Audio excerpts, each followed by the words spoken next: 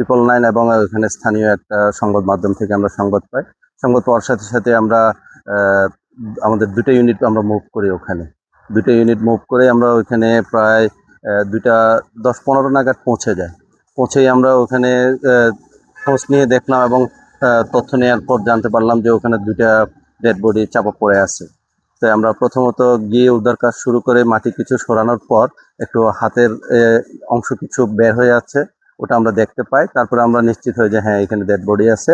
তো আমরা এটা মাটিগুলো সরিয়ে সুন্দর করে আমরা প্রথমত আমরা একজন মহিলাকে উদ্ধার করি এবং আমাদের এই উদ্ধার কাজে সম্পূর্ণরূপে আমাদের এত রাতেও আমাদের ডিজি স্যারের সাথে আমাদের কন্ট্যাক্ট হচ্ছিল। উনি সার্বক্ষণিক তত্ত্বাবধানে ছিলেন, উনি খোঁজ খবর রেখেছেন, উদ্ধার কাজ দিক নির্দেশনা দিয়েছেন।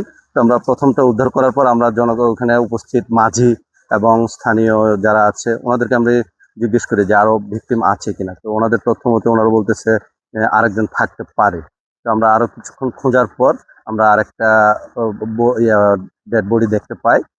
তারপর আমরা আবার কিছু মাটি টাটি ছড়িয়ে দেন আমরা এই ডেড বডিটাকে উদ্ধার করি।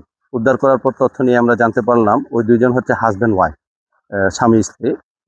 পুরুষটার নাম ছিল যে কামাল হোসেন, আনুমানিক বয়স 50 বছর হবে। আর মহিলাটার বয়স হচ্ছে আনুমানিক 45, নাম হচ্ছে হুমায়রা। তো আমরা আরো তথ্য জানতে পারলাম যে আমরা পৌঁছার পূর্বেই যখন পাহাড় ধস হয়েছিল সাথে সাথে ওইখানে জনতা কর্তৃক 2টা আহত বাচ্চা মানে শিশু উদ্ধার হয় এবং একটা মৃত শিশু উদ্ধার করে ফেলে ওরা।